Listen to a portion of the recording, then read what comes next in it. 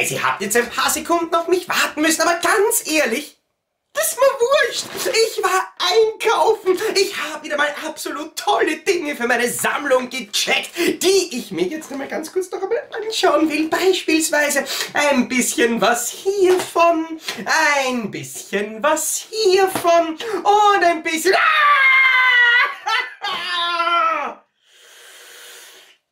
Damit! Oh.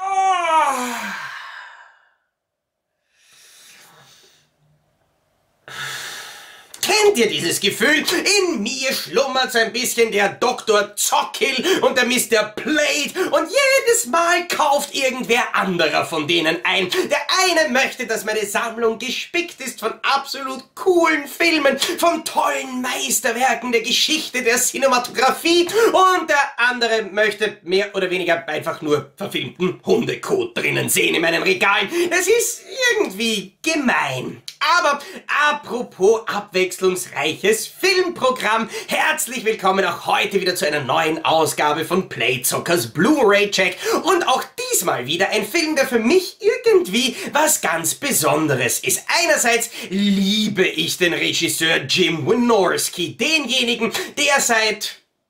sagen wir mal gefühlten 8000 Jahren gefühlte 20.000 Filme gedreht hat, wobei man zugeben muss, einer davon ist geiler wie der andere. Egal, ob er damals noch in den 80er Jahren mit billigen praktischen Effekten gearbeitet hat oder dann so um die 2000er Jahre herum ganz billig animierte CGI-Dinos in seinen Filmen schattenlos herumtapsen ließ, das ist einfach meiner Meinung nach der Gott des Trash-Films. Vor allem natürlich immer wieder gerne in einem Satz erwähnt mit dem absoluten Trash-Papst Roger Corman, ist Jim Wynorski in meinen Augen einfach ein absoluter Go-to-Kultregisseur, wenn es darum geht, trashige Science-Fiction oder Horror-Action in den eigenen Player schieben zu können. Und das bringt mich auch zu unserem heutigen Schmuckstück im Blu-ray-Check. Shopping Mall,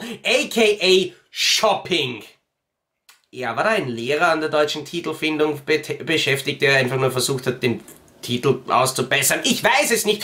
Shopping Mall ist auf jeden Fall ein absoluter Kultstreifen, der übrigens lustigerweise ebenfalls im Jahr 1989 indiziert wurde und dann erst nach 25 Jahren wieder vom Index für jugendgefährdende Medien gestrichen wurde. Aber was ich persönlich an diesem Film noch wesentlich interessanter finde, ist Shopping Mall, wird euch jetzt wahrscheinlich wenig überraschen, spielt in einem Einkaufszentrum. Aber es ist tatsächlich nicht irgendein Einkaufszentrum in dem Film, es ist dasselbe Einkaufszentrum, in dem einerseits Terminator 2 und fucking Phantomkommando gedreht wurden. Nur natürlich, dass Jim Wynorski mit seinem deutlich geringeren Budget als James Cameron oder Mark L. Lester von nur $800.000 nicht für eine Schließung des Einkaufszentrums und der jeweiligen Geschäfte aufkommen konnte, weswegen das Team von Shopping Mall innerhalb von 3 Wochen halt immer nur am Abend und in der Nacht drehen konnte, wenn die Geschäfte halt so oder so zu haben. Und man muss ganz ehrlich sagen,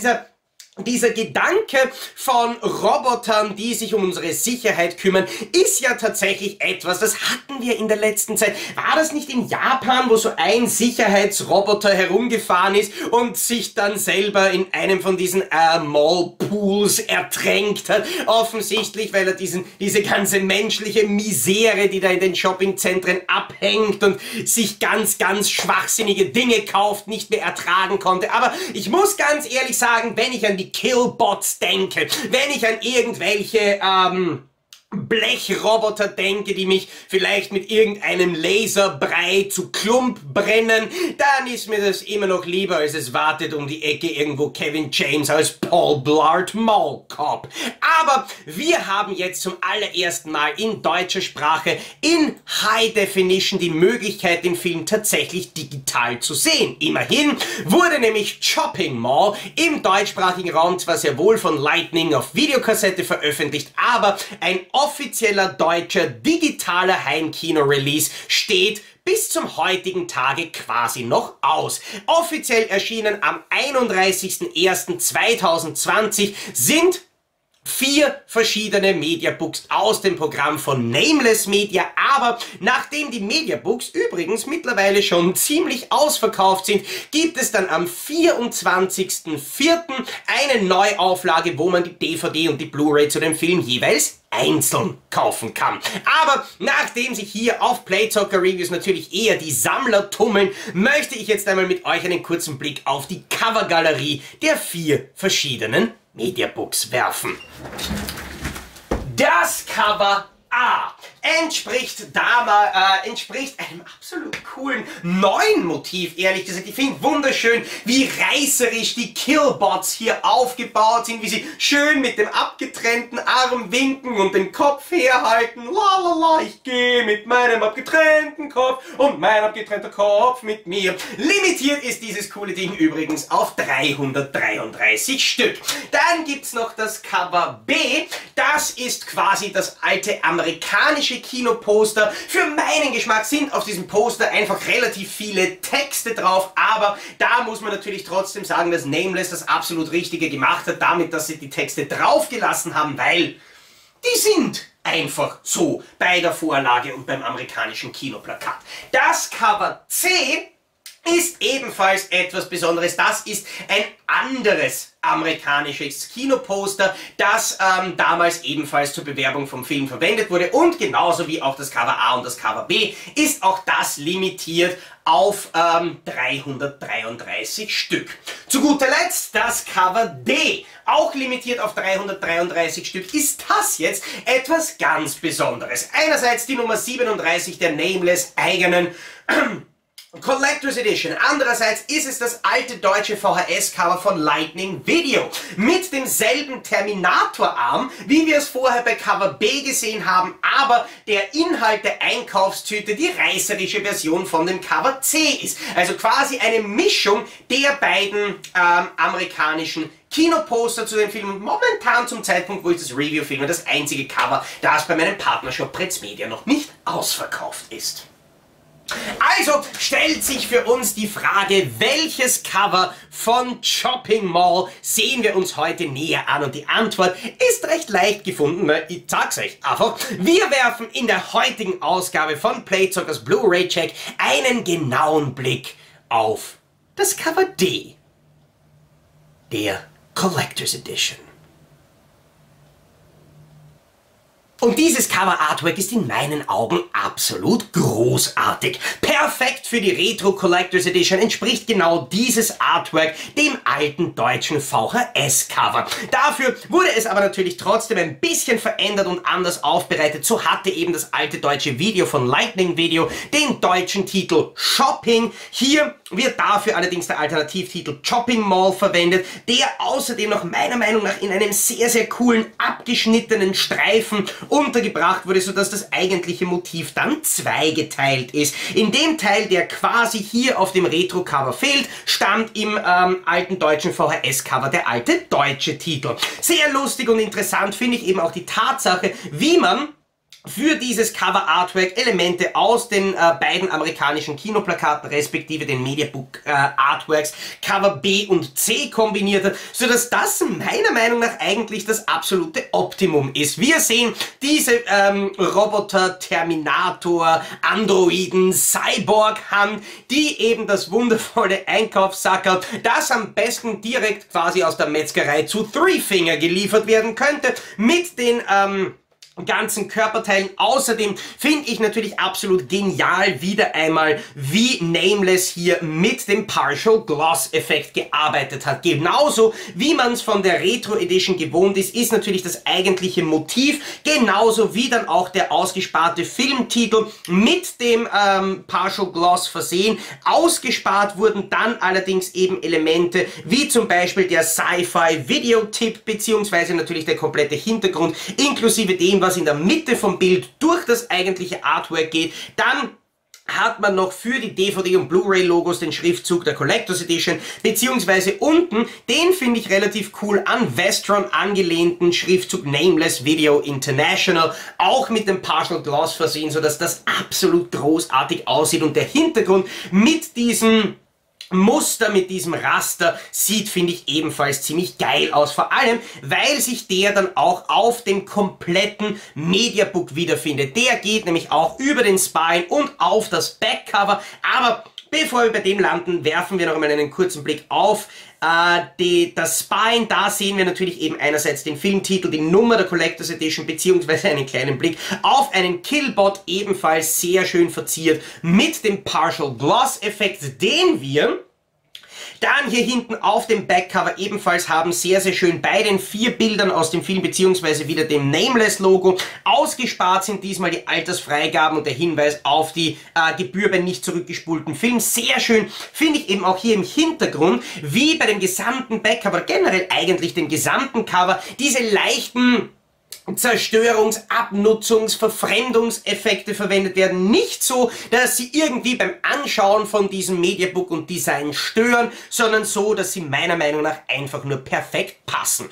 Außerdem gibt's da noch die Inhaltsangabe des Films, es gibt die technischen Details rund um den Release, Cast and Crew Details, sowie dann natürlich in diesem weißen Viereck die individuelle Limitierungsnummer von den 333 Stück. Das Einzige, was ich bei diesem Release relativ schade finde, ehrlich gesagt, ist, dass es als einziges Bonusmaterial neben Trailern zum Film ein 15-minütiges Special unter dem Titel Creating the Killbots gibt, wohingegen die amerikanische Blu-ray von Vestron mit insgesamt 3 verschiedenen Audiokommentaren ausgestattet ist, außerdem noch zahlreiche neu produzierte Features eben auch in HD-Auflösung bietet, einen isolierten Score-Track von Chuck Cirino und so weiter und so fort und einfach eine unfasslich deutlich bessere Ausstattung bietet wie die deutsche Version. Dafür können wir eben im Mediabook auf ein Booklet hoffen. Das bekommen wir zu Gesicht, wenn wir ins Mediabook hineinschauen. Und da, finde ich, hat man ebenfalls sehr, sehr schön die grundsätzlichen Designelemente von dem Frontcover des der Collectors Edition hier übernommen, sowohl auf dem Booklet als auch im Innendesign von dem Mediabook sieht man eben diese mit abgerundeten Ecken sehr schön eingebaute Version von diesem Innendesign, das natürlich schön durchgehend ist. Außerdem hat man, finde ich, auch auf den Discs sehr schön auf die Retro-Edition Rücksicht genommen und hat einerseits 2 verschiedene Cover-Artworks hier verarbeitet, hat aber auch hier dieses schöne Uncut-Label dazugefügt, beziehungsweise eben den Nameless Video International Schriftzug. Da hat man sich echt Mühe gegeben, diesen Retro-Look von diesem Retro-Cover im gesamten Mediabook durchzuziehen, sogar auf dem Backcover eben vom Booklet. Dazu dann eben noch ein eigentlich wirklich cool durchgehendes Design, wo wir eben den Präsentator in erster Linie auf der linken Seite sehen. Auf der rechten Seite warten dann bereits die 3 Killbots. Übrigens insgesamt produziert wurden 5 Stück für den Film eingesetzt, wurden dann aber nur 3. 2 waren quasi die Reserve dafür, falls irgendein Killbot bei den Dreharbeiten schwer verletzt wird. Wir können in der Zwischenzeit einmal durch das Booklet blättern. Das bietet dieses Mal wieder einen Text von Wolfgang Brunner, der aus verschiedenen Teilen besteht. Wir bekommen ein bisschen was über den Film an sich, bekommen dann noch Informationen rund um den Regisseur Jim Wynorski, dann noch weitere Details zu Cast and Crew und zu guter Letzt gibt es da noch ein paar Details mit Wissenswertem, beziehungsweise ein kurzes Interview mit Jim Wynorski. Wir bekommen übrigens neben diesen Details immer wieder ein paar Ausschnitte aus dem Film. Wir bekommen alternative Plakatmotive eben einerseits zu diesem Film, beziehungsweise dann auch noch Details rund um andere Filme von Jim Wynorski, andere Filmposter,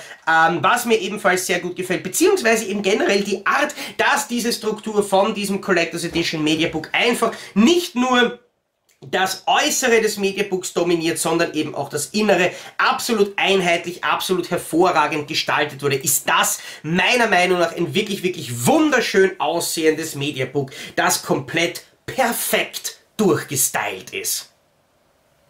Und apropos Dinge, die perfekt aussehen, oh, danke. möchte ich im nächsten Segment von Playzockers Blu-ray-Check wie gewohnt einen Blick auf die Bildqualität der deutschen Blu-ray werfen. Shopping Mall wurde wie eingangs bereits erwähnt mit recht geringem Budget im Jahr 1986 gedreht, ist damit also noch 2 Jahre älter als yours truly, und da ist natürlich die Frage, ob die Optik des Films mit meiner Optik immer noch mithalten kann. Deswegen möchte ich euch im nächsten Segment von Playzockers Blu-ray-Check wie gewohnt einige Screenshots aus dem deutschen HD-Transfer direkt zeigen, weise allerdings wie gewohnt darauf hin, dass ich diese Bilder zwar alle selber gemacht und natürlich nicht irgendwie bearbeitet oder verfremdet habe, dass ich sie aber natürlich abspeichern, ins Video einfügen, dieses dann rendern und auf YouTube hochladen musste, weswegen die Bildqualität der Screenshots in der jetzt folgenden Slideshow nicht bei 1:1 mit der tatsächlichen Blu-ray-Bildqualität übereinstimmen kann.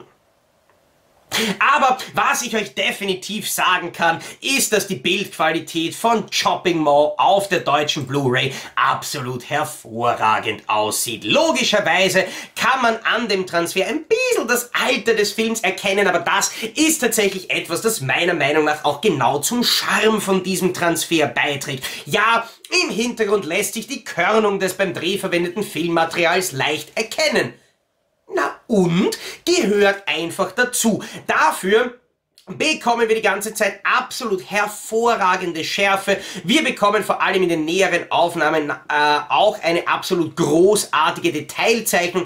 Die Farben wirken einfach frisch, kräftig, dynamisch, natürlich, und der Kontrast liefert noch dazu eine hervorragende Balance zwischen den hellen und dunklen Bildbereichen. Die Unruhen, die durch die bereits erwähnte Körnung des Filmmaterials entstehen, halten sich allerdings absolut im Hintergrund und in Grenzen, nehmen keinerzeit irgendein störendes Ausmaß an. Eventuelle Defekte, Artefakte, Verschmutzungen sind mir beim Anschauen des Films nicht aufgefallen. Außerdem hat Nameless den nur 77 Minuten langen Film mit 19,1 GB auf der Blu-ray enkodiert, sodass auch die Kompression wirklich schön dezent und im Hintergrund arbeiten kann, ohne dabei irgendwelche Spuren von ihrer Arbeit in homogenen Hintergrundflächen oder zwischen den Rauschkörnern zu verstecken, sodass man hier meiner Meinung nach ein Bild zu Gesicht bekommt, das für eine Filmproduktion aus dem Jahr 1986 wirklich absolut hervorragend ist.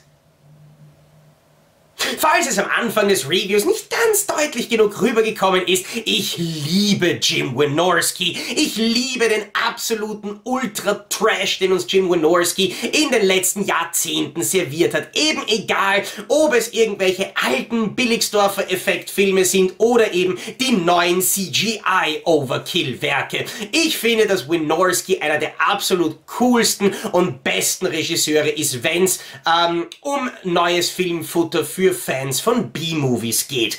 Shopping Mall übrigens ist einer der Titel, der in keine der beiden gerade definierten Kategorien wirklich passt, denn Shopping Mall ist ein deutlich professioneller gemachter Film mit eigentlich ziemlich cool aussehenden Kampfroboter oder Killbots, die man lustigerweise aus so Rollstühlen und Teilen von Rolltreppen zusammengezimmert hat, die aber eigentlich ziemlich beeindruckend und ziemlich hervorragend aussehen. Gar nicht so billig, wie man vielleicht bei dem Budget vermuten lässt. So eine Mischung aus ein bisschen reduzierteren Daleks, die sich da über die Hauptdarsteller des Films hermachen, die aber ihren Job schauspielerisch meiner Meinung nach auch relativ gut machen. Die Special Effects des Films wissen eigentlich zu überzeugen, sodass Shopping Mall definitiv ein absolut sehenswertes Oeuvre in der Filmografie von Jim Wynorski sind, das jetzt dank Nameless in hervorragenden Mediabooks erscheint, die meiner Meinung nach in keiner Mediabook-Sammlung fehlen sollten, auch wenn es leider im Endeffekt wirklich traurig ist, dass das umfangreiche und sicherlich hervorragende Bonusmaterial der amerikanischen Blu-ray von Vestron nicht seinen Weg auf die deutsche Scheibe gefunden hat.